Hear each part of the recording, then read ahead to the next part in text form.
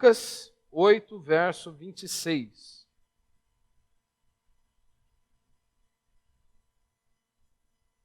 O título diz, né? Um endemoniado gerazeno. Esta passagem você vê também sendo relatada por Mateus, no capítulo 8, e também por Marcos, no capítulo 5. E chegaram à terra dos gerazenos, né? Jesus, seus discípulos, né?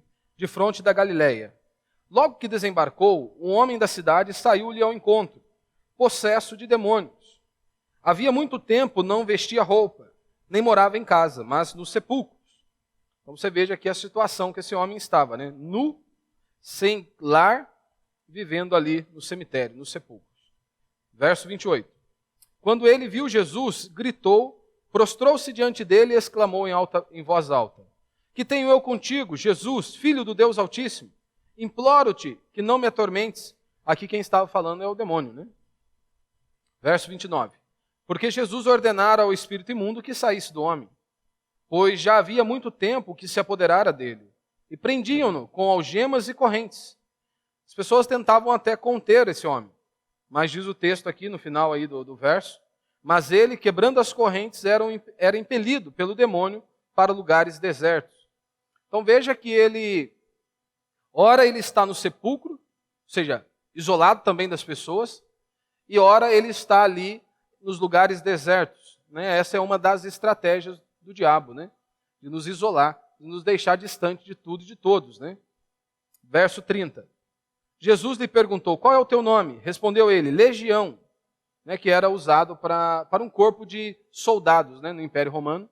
E esse número ele oscilava um pouco, mas a média era 6.000 homens ali. E aí Lucas explica, né? Respondeu ele: Legião, porque muitos demônios haviam entrado nele. E rogavam a Jesus que não os mandasse para o abismo.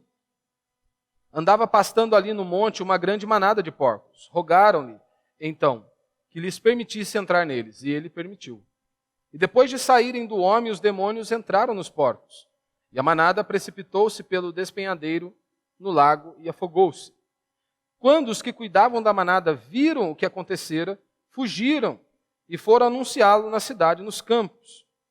E o povo saiu para ver o que havia acontecido e foi ao encontro de Jesus. E acharam um homem de quem havia saído os demônios, sentado aos pés de Jesus. Note, aquele homem que vivia nos sepulcros, aquele homem que vivia isolado, nos lugares desertos, que nem correntes, nem algemas o prendiam, vivia nu. Após ser liberto, ser transformado, ele está ali ao lado de Jesus, vestido em sã consciência, e é claro que isso deveria servir para um grande testemunho. As pessoas deveriam alegrar-se em ver tamanha transformação. Mas você vai perceber aqui no texto que não foi isso que aconteceu. Os homens ficaram extremamente furiosos ao ver o que havia acontecido com aquele homem. Ainda no verso 35. E acharam o homem de quem havia saído os demônios, sentado aos pés de Jesus, vestido e em perfeito juízo. E ficaram felizes? Não. Ficaram atemorizados. Os que viram aquilo lhes contaram como o endemoniado fora curado. Ou seja, o que Jesus havia feito, o que Jesus operou na vida dele. E aí no verso 37, ao invés daquelas pessoas ficarem felizes, diz Lucas: então todo o povo da região dos Gerazenos rogou a Jesus que fosse embora. Ou seja, ele acabou de operar um milagre, uma transformação, uma libertação. O homem foi livre e as pessoas conheciam aquele homem, sabiam da situação daquele homem, mesmo vendo a transformação. Eles ficaram ali indignados e rogaram para que ele fosse embora, pois estavam com muito medo. Claro, uma manada de porcos acabou de precipitar-se no lago. Ou seja, dinheiro foi embora. Talvez o que estava na jogada aqui era um valor financeiro. Se esse homem ficar mais um tempo aqui, vamos saber o que vai acontecer. Vai que outra pessoa vai ser liberta, vai ser transformada e mais prejuízo nós vamos tomar. Isso é um pouco até do que eu vou falar a semana que vem. O custo, né, de uma vida espiritual. A vida espiritual, ela exige renúncia. Nós temos que aprender. Vida cristã é assim, renúncia. Precisamos abrir mão de muitas coisas. Que nós somos servos do Senhor, como diz a Escritura. E vamos seguir a leitura. Verso...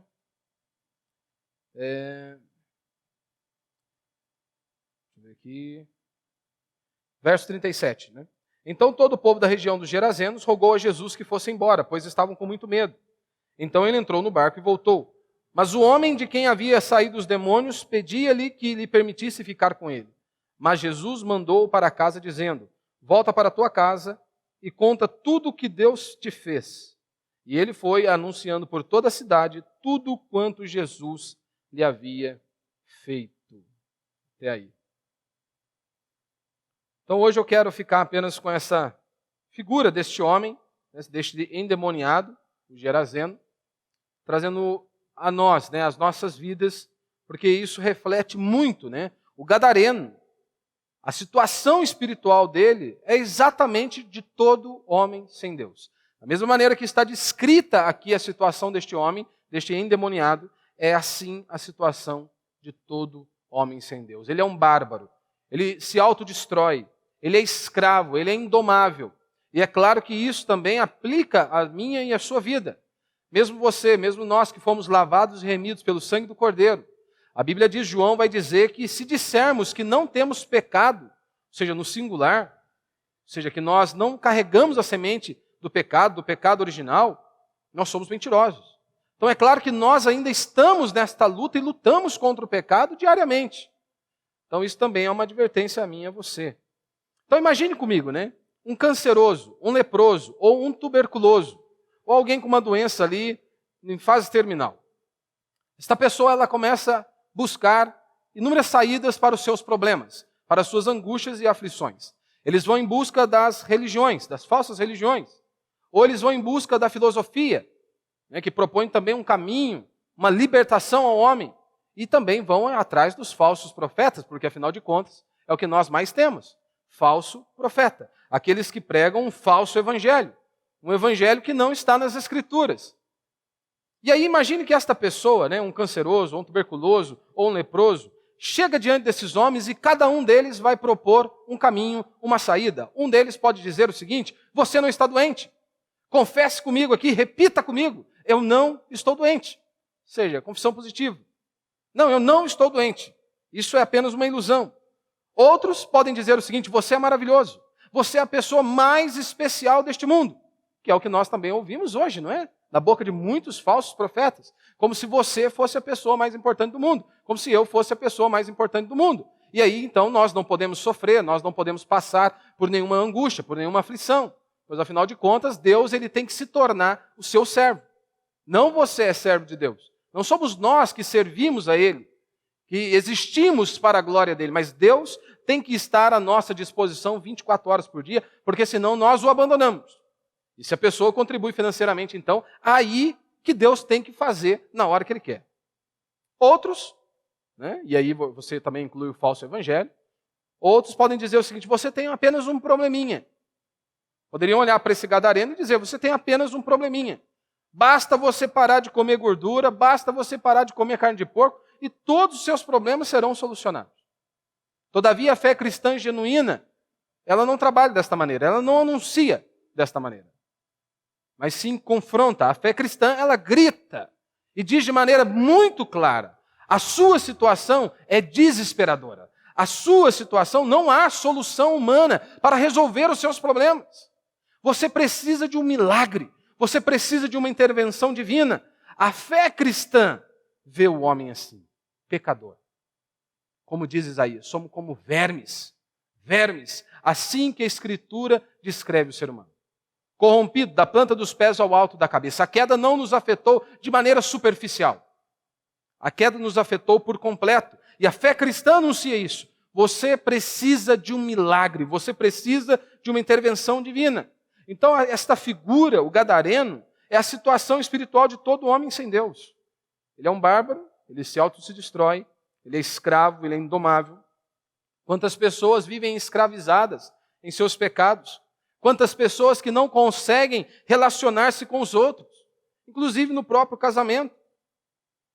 E aí, então, dentro disso, eu quero destacar apenas 4 princípios de maneira breve. Primeiro, nós vemos aqui que este homem não era civilizado. Como diz aí no verso 2, logo que desembarcou um homem da cidade, saiu-lhe ao encontro, possesso de demônios. Havia muito tempo não vestia roupa, nem morava em casa, mas nos sepulcros. Então este homem não era uma pessoa civilizada. Porque, convenhamos, ele estava sem roupa e sem lar. Embora hoje as pessoas acham que a roupa não faz nenhuma diferença, né? Que não há necessidade de estar vestido de maneira comportada, né? Mas sem roupa e sem lar. O mínimo daquilo que torna um ser social. Para nós nos relacionarmos, nós precisamos de roupa. Então, basicamente, aquele homem era um bicho, um bárbaro, né? É aquele que não possuía, né? Os gregos começaram a usar, né? Consideravam-se bárbaros todos aqueles que não tinham a mesma cultura, que não tinham os mesmos ensinamentos e por aí vai. O Império Romano também utilizou-se desta figura para dizer isso. Aquele que não tem o costume romano, não carrega os valores romanos, ele é um bárbaro. Ou seja, ele não é um ser civilizado. Todo homem sem Deus é assim, sem civilização. Ele não consegue se relacionar. Ele não consegue viver em harmonia com o outro além dele mesmo. Ele está preocupado apenas com o seu próprio umbigo. Quantas famílias nós vemos aí em frangalhos? Como que os pais tratam os seus filhos e como que os filhos tratam os pais. Há outros que não conseguem manter um casamento. A pessoa até é educada, sabe conjugar o verbo corretamente, mas parece um bicho ao falar com a esposa. Você vai ver que Mateus ele vai descrever que esse homem era violento. Ninguém ousava passar por ali. As pessoas tinham medo de passar por ali. Essa não é a situação do homem? Nós vemos isso nas redes sociais. As redes sociais, elas não nos tornaram violentos. Elas simplesmente revelaram quem nós somos. Você olha para as redes sociais, as pessoas quase se matam. Mesmo que elas estejam do outro lado da tela ou do celular, elas querem arrebentar com as pessoas, querem destruir o outro sem mesmo conhecê-lo, acabar com a reputação, com a moral, com tudo. Querem destruir. Ou seja, as redes sociais provam isso, o quanto que nós somos violentos, quanto que o homem é podre. Ou seja, cheio de ódio, de mágoa. E diz aqui também, no verso 28, né? Verso 29, porque Jesus ordenara ao espírito impuro que saísse do homem, pois já havia muito tempo que se apoderara dele, e prendiam-no com algemas e correntes. Mas ele, quebrando as correntes, era impelido pelo demônio para lugares desertos, lugares solitários, sepulcros e desertos. Nós vemos um exemplo disso, né, de pessoas que se isolaram, de cidades que se isolaram na Escritura, e nós vemos que essas cidades acabaram sendo exterminadas. E é exatamente isso que acontece com o homem quando ele decide se isolar, decide viver sozinho. Em Juízes capítulo 18 nós vemos isso, uma cidade chamada Laís, diz o seguinte, o povo daquele lugar vivia em segurança, como os sidônios. Eram pacíficos e calmos, e não tinham briga com ninguém, ou seja, era um povo tranquilo, povo sossegado. Eles tinham tudo o que precisavam, ou seja, não dependiam de outras pessoas, não dependiam de cidades vizinhas. Moravam longe dos sidônios e viviam afastados dos outros povos. Só que a Escritura continua relatando essa história. Diz então que os filhos de Dan notaram a fragilidade deles. E então, ao ver que eles estavam ali isolados, que não tinham nenhuma companhia, que não tinham amigos, ou seja, eles estavam sozinhos. Eles viram então a fragilidade e exterminaram com aquele povo. Nós vivemos essa geração de Laís, desigrejados. Surge para caracterizar uma época onde as pessoas estão preocupadas apenas com o próprio umbigo. Não, esquece. O propósito não está mais em Deus, ou no amor ao próximo, ou no próximo. Mas o propósito está em mim mesmo. Apenas o que importa é a minha pessoa, eu e acabou. Hoje as pessoas querem ser cristãos sem igreja. Querem servir a Deus sem estar ali ligados em uma comunidade. Hoje nós vemos pessoas querendo ser família, sem pai. A mulher vai para um laboratório, não, eu não quero. Não é que ela se divorciou, não é que teve ali um problema no casamento. Não, eu não preciso de um homem. Eu vou para o laboratório e vou criar meu filho sozinho, acabou. Quantos garotos estão distantes dos laços familiares, que perderam por completo os traços da família? O que nós aprendemos aqui é que se você não possui uma rede de relacionamentos, você está suscetível aos inimigos da vida, que são inúmeros, mas que nós podemos aqui dizer, como por exemplo a depressão, a infelicidade. Se você decide viver desta maneira sozinho, todos nós precisamos. Como diz Hernando Dias Lopes, né? Homem, o ser humano precisa de Deus, gente precisa de Deus e gente precisa de gente. Nós precisamos uns dos outros. Você não vai chegar um momento da sua vida que você vai dizer, não, eu não preciso do meu irmão. Eu posso conduzir minha vida sozinho. Não, eu não dependo de ninguém. Isso é tolice, é estupidez. Paulo ele olha para um irmão e diz, olha, fulano é lenitivo para mim, é um calmante para mim. Porque afinal de contas foram pessoas que Deus colocou ao nosso lado.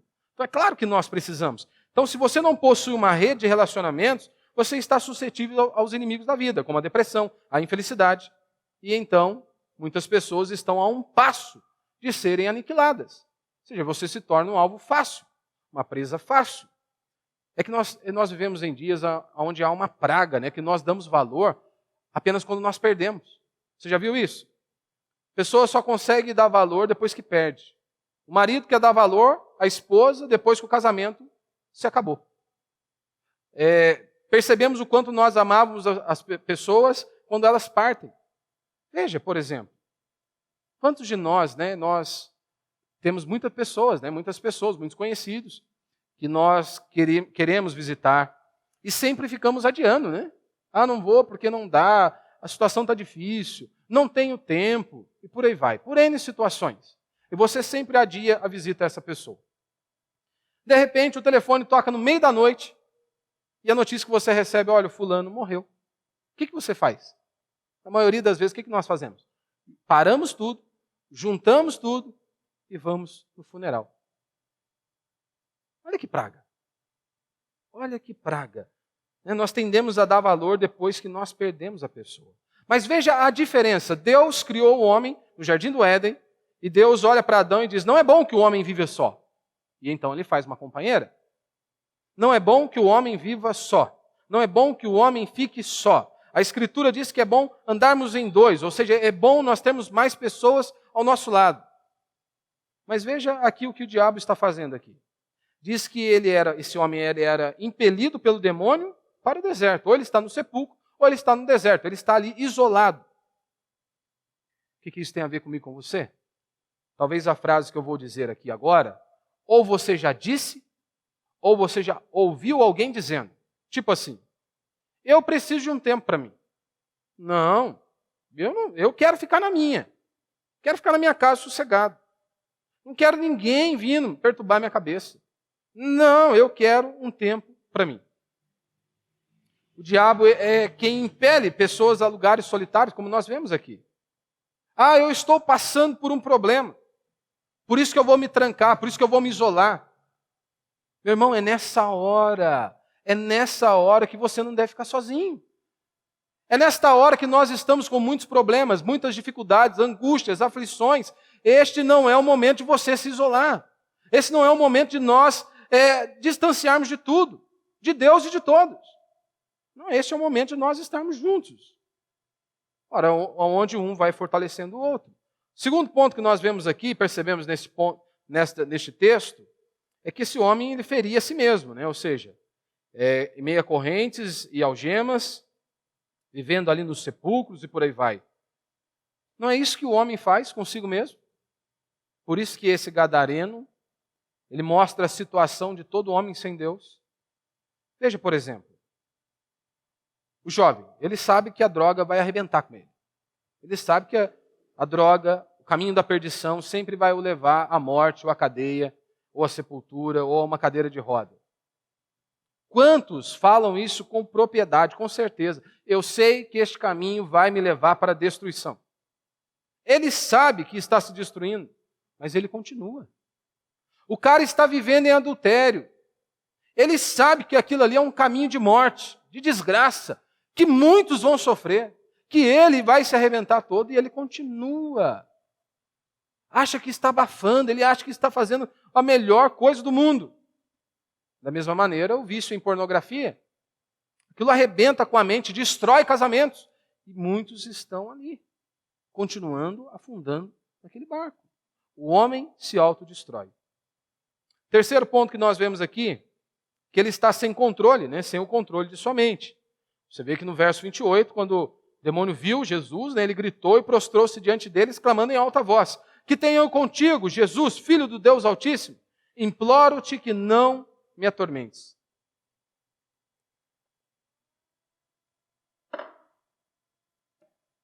Nós vemos que aqui quem fala é o demônio, que está com o controle total da mente deste homem. Não é normal, no caso, é normal, nós ouvirmos ímpios falando sobre um homem livre, né, que ele pode fazer o que lhe dá na telha, que ele é livre. É normal nós ouvirmos um ímpio falando isso.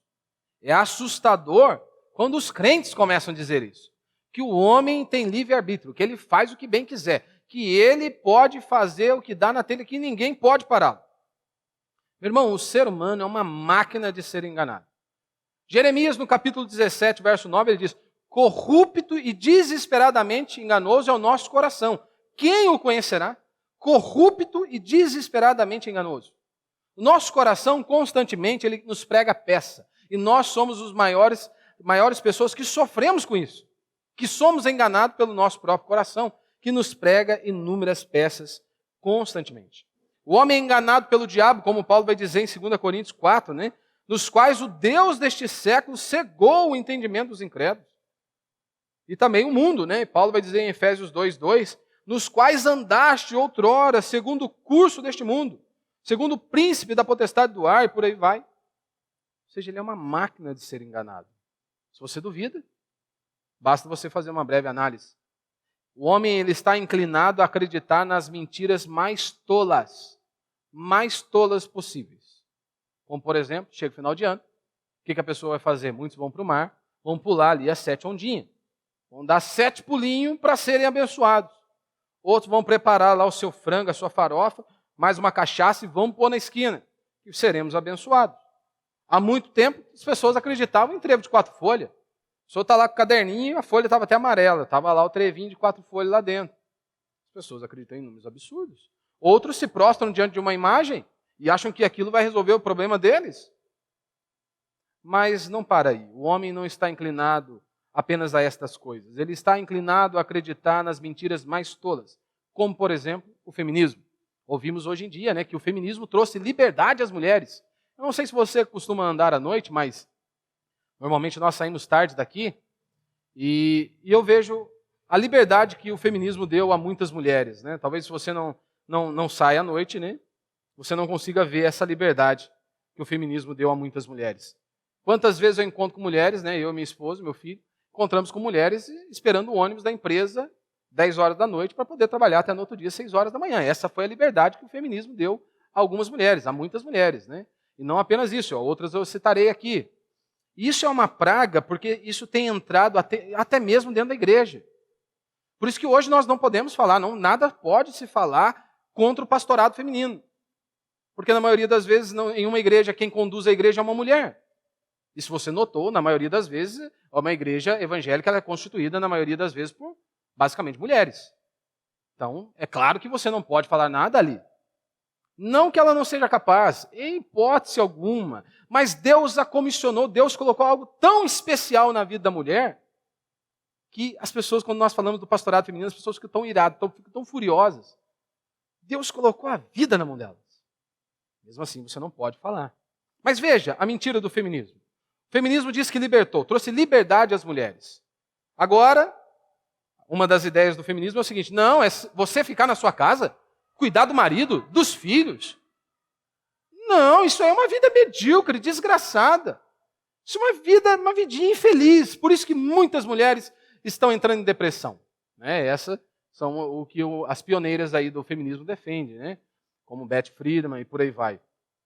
Não, cuidar da casa e dos filhos e do marido, isso é vida medíocre.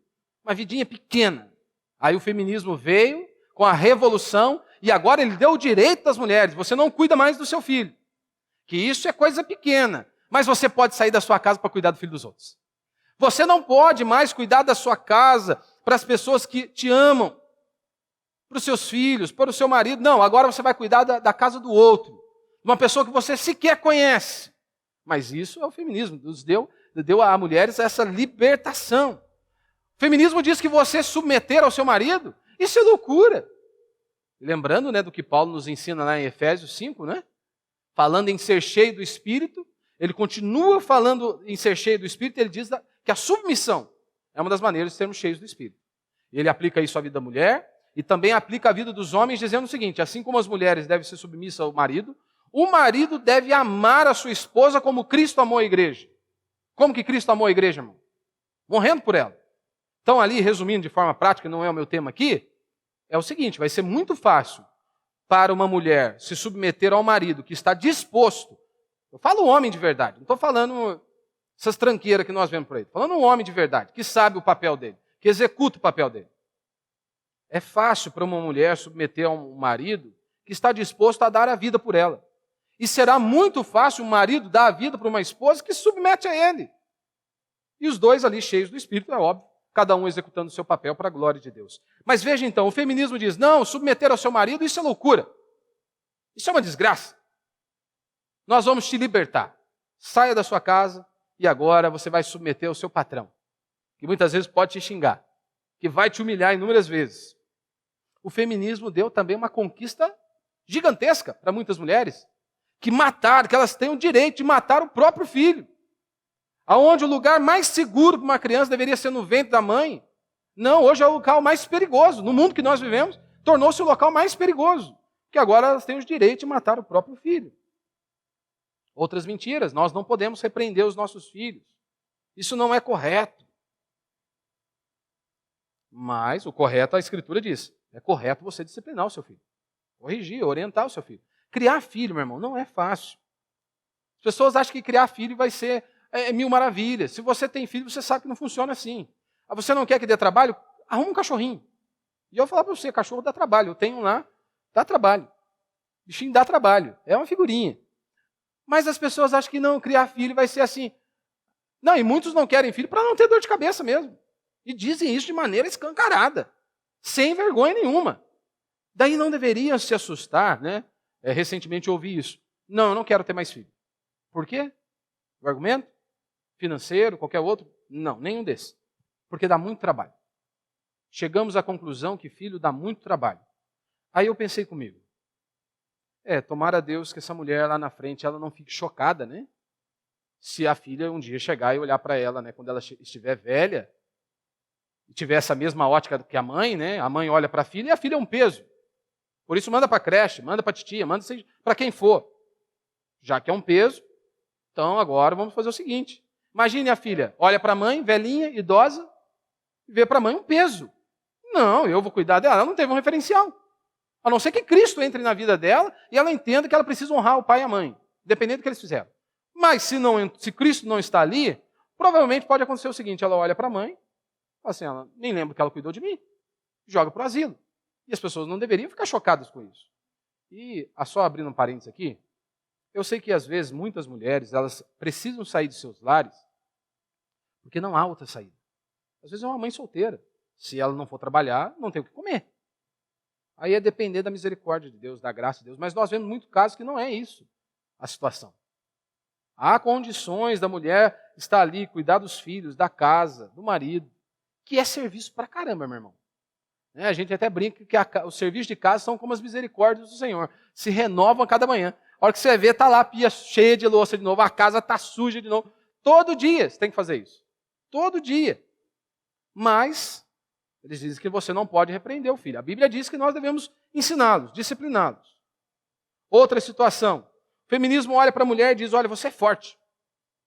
Uma vez em uma conferência em uma igreja reformada, estava lá a foto da Rose Rebitadeira, numa igreja reformada. Ou seja, um símbolo clássico do feminismo. Para você ver como que tem entrado, inclusive, em muitas igrejas sérias. Sérias. Aí o feminismo olha para a mulher e diz: olha, você é forte, você pode tudo. Meu irmão, coisa que você vê nitidamente uma mulher, que ela não tem, é força.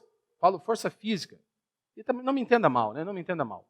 E isso é uma das belezas da mulher, não é? Imagina, você olha para uma mulher lá, o braço mais definido que o seu. Rapaz, do lado que é uma mulher ou um homem, né? Não dá para saber. Mas hoje as pessoas estão mudando, né? Tudo está mudando. Mas isso vai muito mais além. Porque, veja, muitos homens, sabe o que eles têm feito? Sossegado. Que minha mulher está sumindo Tudo. Ah, basta eu só trabalhar, jogar o dinheirinho lá na conta, quando joga, e ela desenrola o resto. Paga, compra, sai para vender, sai para fazer isso. Aí eles se acomodam. Não fazem a metade do que eles deveriam fazer como líder, como cabeça, como responsável da casa. E aí você acha que com o tempo isso não pesa? Inúmeras mulheres, com o passar do tempo, totalmente esgotadas. Elas não foram feitas para isso. Ora, ela está fazendo o papel dela e do homem ainda. Mas essa é uma das pragas que o feminismo diz que é libertador. Libertador. Meu irmão, e não é pouco, não são poucos os homens hoje. Como eu sempre digo aqui, a maioria hoje é banana, essa é a verdade. A maioria é banana, não fazem o que a Escritura diz que é para fazer. E pode ter certeza, se você não obedece à Escritura, você vai sofrer. Se o homem ele não executa o papel dele como líder, como responsável, como cabeça da casa, ele vai sofrer e vai trazer sofrimento para aquela casa, para aquela família. Da mesma maneira a mulher, se ela não executa o papel dela. Então o homem, ele pende de uma mentira a outra. Ele sai, por exemplo, da teologia da prosperidade. Onde o pastor diz, se você der 100, você recebe 1000. Qual lugar do mundo funciona assim? Nenhum lugar do mundo. Mas existem esses homens justamente porque o povo é avarento. O povo quer prosperar, custe o que custar. Como diz a Escritura, chegará um tempo que não suportarão a sã doutrina. Ou seja, eles não querem ouvir o Evangelho. Levantarão para si falsos mestres. E é o que nós vemos hoje, que temos de muito. Né? Combatemos a teologia da prosperidade, não é porque ela promete muito, mas é porque ela promete pouco, porque ela só promete dinheiro. Ela só diz que você é abençoado, é filho de Deus, se você tem casa, carro e bens. Caso contrário, você é um miserável. Então essa teologia é pequena, é medíocre, por isso combatemos. Mas aí o homem ele sai da teologia da prosperidade e agora ele vai para a teologia da miséria. Não existe esse termo, tá, irmão? Eu que estou inventando aqui. Mas basicamente são os franciscanos. Então, agora não, aqui há um amor pelo dinheiro. Então agora nós olhamos para o dinheiro como se ele fosse um demônio. Não, o problema é o nosso coração. O dinheiro ele não pode se tornar um Deus para você e também não pode se tornar um demônio. Então, o problema está no nosso coração. Como nós lidamos com ele? Como que nós lidamos com ele? O cara sai do meio aonde se crê em tudo. Aonde o pastor ele se torna um papa. Aonde o pastor se torna um Deus. Que ele torna-se um homem que ninguém pode questionar. E muitas igrejas são assim. O que eu não tolero aqui, e isso eu falo constantemente, é falta de respeito. Em hipótese alguma você vai falar comigo do jeito que você quiser. Com falta de respeito. Em hipótese alguma, eu não te trato com falta de respeito. Então, no mínimo que nós temos que ter é respeito. Mas eu não tenho nenhum problema você chegar e me indagar. Você chegar e me questionar. Eu não tenho nenhum problema quanto a isso.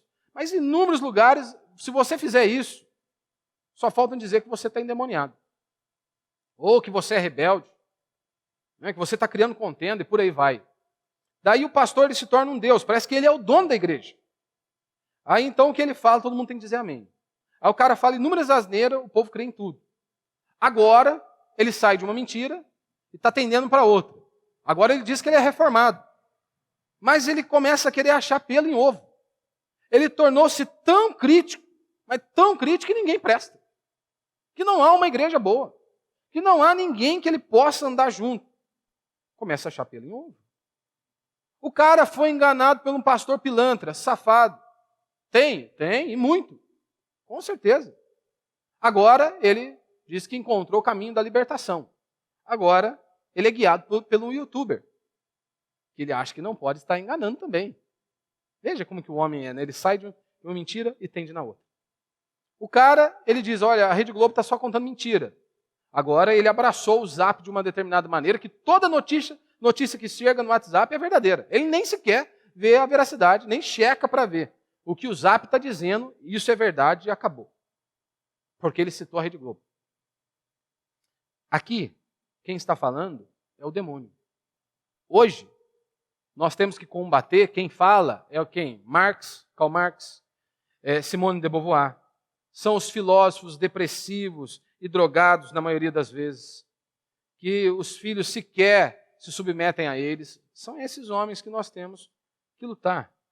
Então, o homem sem Deus, ele está totalmente indefeso intelectualmente. Paulo, ele começa a dizer, em Romanos capítulo 1, a ira de Deus se revela do céu contra toda impiedade e perversão dos homens que detêm a verdade pela injustiça. Ou seja, não é que eles não conhecem a verdade, eles não querem a verdade, eles sufocam a verdade. É o que Paulo vai dizer. E após descrever isso, Paulo diz o seguinte, eles rejeitaram o conhecimento de Deus. E por rejeitarem o conhecimento de Deus, a consequência é o seguinte. Paulo diz, Deus está irado. A ira de Deus se revela do céu. Mas hoje não há também essa doutrina em muitas igrejas, né? Como disse Martin Lloyd Jones, se arrancarmos a doutrina da ira de Deus, vai sobrar bem pouca coisa para se pregar. Hoje, o Deus anunciado em muitos lugares não é o Deus das Escrituras. Parece um Deus Papai Noel, aonde ele vai, parece um vovozão, que vai atender todos os seus pedidos. Mas o Deus da Escritura é justamente porque ele é bom, que ele fica indignado, irado contra a maldade humana. E Paulo está dizendo, a ira de Deus se revela do céu. Como que ele vai punir? Com tornado, doenças? Pode. Mas Paulo está dizendo, com algo infinitamente pior. Após rejeitarem o conhecimento de Deus, Paulo diz, Deus os entregou a uma disposição mental reprovável. Ou seja, eles cometem absurdos, fazem loucura. Não é isso que nós vemos hoje? Veja o que as pessoas defendem. Por exemplo, um caso do feminismo. Direito das mulheres. Daí agora, um homem está competindo com as mulheres e você não vê o feminismo defendendo as mulheres. Eles acham a coisa mais natural do mundo. Esse são um dos absurdos. Deus os entregou a uma disposição mental reprovável. Juízo de Deus. Aonde você olha, como que ele não está enxergando que a grama é verde? Está nítido, está claro. Olha o absurdo que nós chegamos. Olha o absurdo que nós chegamos de falar que uma mãe não pode matar o próprio filho. Disposição mental reprovável. E é claro, a consequência de pensamentos errados são comportamentos pecaminosos e destruidores. Você vai agir com base naquilo que você crê, ou naquilo que você pensa. Então, se você crê errado, pensamento errado, comportamento pecaminoso e destrutivo. Quarto e último princípio para a gente encerrar. Nós vemos que este homem era indomável, com algemas e correntes, mas ele, quebrando as correntes, era impelido pelo demônio para lugares desertos.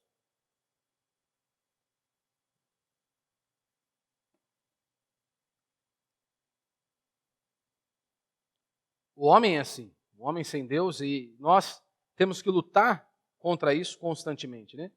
Se você tem filho, você sabe como é que é difícil criar. Não é fácil, é um trabalho árduo. Isso é algo diário. E é claro que a Escritura diz que nós devemos discipliná-los, ou seja, instruí-los. Eles precisam ter um freio. Tudo tem que ter limite. Agora, se o homem quer viver dessa maneira livre, ele vai sofrer. Em Jeremias 5,3 diz, tu os feriste e não lhes doeu. Consumiste-os e não quiseram receber a disciplina. Endureceram o rosto mais do que uma rocha e não quiseram voltar. Ou seja, ele é punido porque está fazendo algo errado e não se arrepende. Continua duro, com o coração impenitente. Não é isso que nós vemos hoje? O cara peca, vive longe do Senhor, vive com um coração duro, vivendo impenitente em seus pecados, não está nem aí para Deus. Algo ruim acontece na vida dele, o que surge? Ao invés dele se arrepender, se prostrar diante de Deus, falar, Deus, me perdoa, tem misericórdia de mim. Não, ele vive longe de Deus, peca à torta e direito. Aí algo de ruim acontece com ele, ao invés dele se prostrar diante de Deus, ele se levanta irado, bravo com Deus, querendo colocar Deus contra a parede. Ou seja, ao invés de se prostrar, ele fica mais duro. Mas aqui, quando nós voltamos para esse homem, como que ele foi curado? Porque o mundo oferece pelo menos 2 caminhos para essa transformação do ser humano. Como que o homem pode ser livre, ser transformado? Como que o homem pode ter a sua vida transformada? Se você notou aqui, foi porque Cristo, ele teve um encontro com o Senhor. O Senhor o libertou, o transformou. Foi por isso. Mas qual que é o caminho que o mundo oferece hoje? A sociedade oferece hoje. Temos um problema, há muita criminalidade, muitas dores de cabeça e por aí vai. Qual que é o caminho? O primeiro caminho que o mundo propõe é a educação. A educação vai resolver o problema de todo ser humano. E nós vemos que isso tem caído por terra dia após dia. Essa é uma ideia platônica, né? Ou seja, que o homem conseguirá se livrar por si só. Né? Platão vai descrever isso, que o homem está numa caverna, né? Mas ele está aprisionado. E ele acha que o homem, então, né, ele está ali sendo escravizado, ele está sendo um escravo, mas ele vai conseguir se livrar disso. Não. Ele não consegue se livrar dali sozinho. O homem, concordamos em certo ponto, dizer que o homem é escravo, ele está aprisionado, está acorrentado. E essa é a exata situação do homem, sem Deus. Ele está aprisionado, acorrentado, ele é escravo do pecado. Mas aqui está a grande diferença. O homem não pode se salvar. O homem não pode se soltar dessas algemas sozinho. Como que o gadareno poderia se libertar de algo mais forte do que ele? É impossível. Então, somente a educação resolver os problemas? Não. Você vê muita gente intelectual, muita gente que sabe conjugar o verbo corretamente, muita gente que fala bonito, mas que são podres, imorais. Quantas pessoas que estão aí em órgãos públicos, que estão ali para defender crianças, e quando você vai checar um pouquinho mais a fundo, são eles que abusam de crianças. Inúmeros casos, líderes religiosos, aqui na nossa região mesmo, não são poucos. Homens que são tidos aí nos holofotes como os grandes defensores da verdade. E aí você vai pesquisar, a mulher mesmo vai falar, não, não é isso aí. Totalmente podre, totalmente imoral. Então não é a educação que vai resolver. Outros têm a ideia do amor. O amor resolve tudo. A ideia é daquilo, né? Ah, bandido. Ele é bandido porque falta amor. Faltou amor. Temos que amá-los mais. Não é mesmo? É. Se você, na maioria das vezes, né? Quando alguém trilha um caminho torto, eles tendem a jogar a culpa nos pais. Na maioria das vezes eu sempre pergunto, né? Se a pessoa tinha pai e mãe, e o fulano decidiu levar e procurar o caminho errado, pergunta assim, os seus pais eram assim? Aí ele vai citar, ou o pai ou a mãe, né? Um dos dois era torto. Vamos dizer, meu pai era um cachaceiro, meu pai era isso, isso e aquilo. Então eu segui o meu pai. Ou seja, tentando lançar a culpa nas costas do pai. Aí eu sempre pergunto, mas e a sua mãe? Era a mesma coisa? Vivia de bar em bar? Caindo para as ruas? Não, minha mãe era uma mulher santa, piedosa, temente a Deus. Aí eu sempre falo, por que você não seguiu o exemplo da sua mãe então? Por que você foi seguir o exemplo do seu pai? Você seguiu porque você quis. Ou seja, agora é fácil jogar a culpa nas costas dele. É fácil, é fácil. A ideia hoje não, fulano trilhou esse caminho porque ele faltou amor, faltou-lhe a oportunidade. Tipo assim, você criou um tigre em casa e depois ele te ataca, né? E aí você acha que é algo assim normal. Paulo vai descrever algo, né, parecido com isso lá em Romanos capítulo 7. Paulo diz o seguinte, olha, eu não compreendo o meu modo de agir, pois não faço o que prefiro e sim o que detesto. Quem já faz isso já não sou eu, mas o pecado que habita em mim. Eu já fiz uma exposição desse texto, então não vou expor ele aqui agora. Mas o que Paulo está dizendo é, há outro ser o controlando, ou seja, é o pecado. O homem vive assim, escravizado. É o diabo. O que o homem precisa não é apenas de educação. O que o homem precisa não é apenas de amor. O que o homem precisa é do poder de Deus. O que o homem precisa é nascer de novo, é ter um encontro com o Senhor, é ter a sua vida transformada por meio da pregação do Evangelho. Por isso que uma igreja, quando ela faz o seu papel, que é pregar o Evangelho, que é anunciar a verdadeira Escritura, e ele faz um grande trabalho social, onde as pessoas são transformadas, não por causa de um líder religioso, mas por conta do Evangelho, da palavra do Senhor, que é o poder de Deus para a salvação, que traz libertação, transformação. Então o problema do homem é infinitamente maior do que intelectual ou receber amor. Ele precisa nascer de novo. E é por isso que o Evangelho tem que ser pregado. É por isso que o Evangelho tem que ser anunciado. Porque é somente o Evangelho, é o Espírito Santo operando em nós que há essa transformação, esse novo nascimento. Como que ele foi liberto? Por meio de uma ONG? Por meio de uma escola? Essas coisas são louváveis, mas elas não têm esse poder. Precisamos delas? Com certeza. Muitas, quando fazem o trabalho correto, executam um papel maravilhoso, seja uma ONG ou seja uma escola.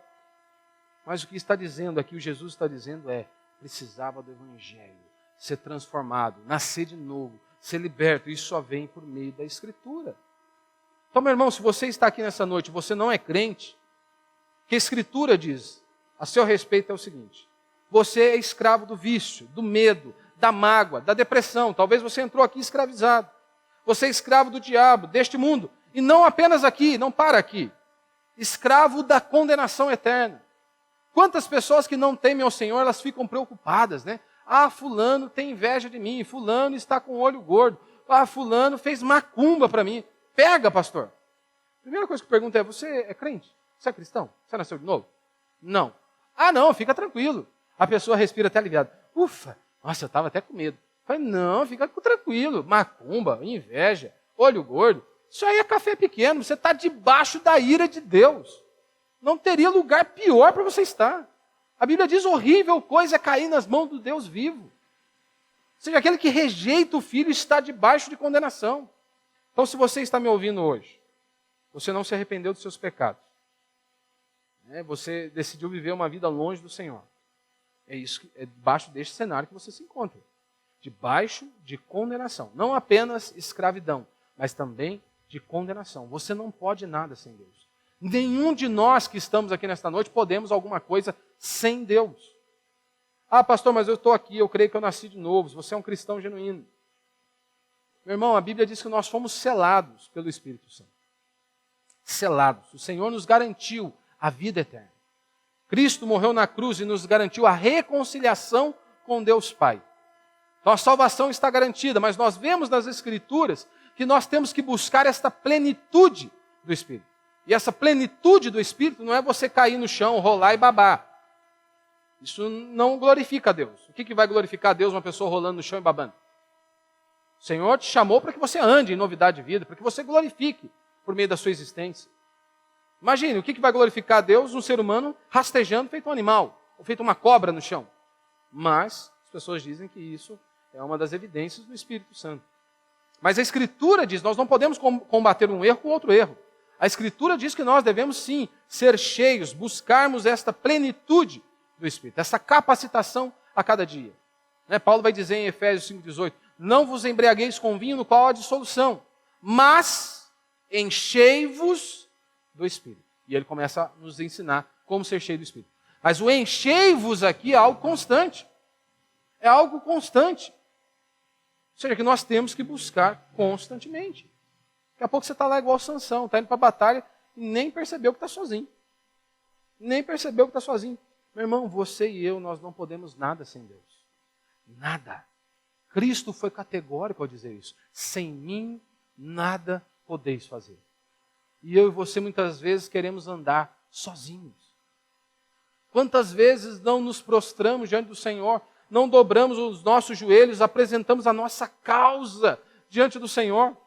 Se não oramos é porque cremos que damos conta, que somos bons o suficientes, que nós não precisamos de uma intervenção divina. Nós não podemos. Cristo já disse isso a mim e a você. Sem mim, nada podeis fazer. Ser cristão é saber que sem Deus, nós estamos dominados e entregues a qualquer tolice. Se estivermos sozinhos, sem Deus, eu e você, nós estamos dominados e entregues a qualquer tolice. Por isso que o homem sem Deus, ele acredita nas maiores aberrações possíveis. Que Deus nos dê graça. O Senhor abra os nossos olhos, que a cada dia Ele, pela sua graça, nos faça enxergar o quanto nós necessitamos dEle. E que também nos leve a uma vida santa, reta, justa e piedosa, onde haja esse clamor dentro do meu e do seu coração. Desejo em conhecer o Senhor por meio das Escrituras, em ser um instrumento nas mãos do Senhor. E se Deus permitir assim, eu quero falar um pouco sobre isso na semana que vem. Que Deus nos dê graça, que possamos, com a graça do Senhor, aplicar a palavra dEle nas nossas vidas e realmente sermos instrumentos nas mãos dEle para levarmos o Evangelho.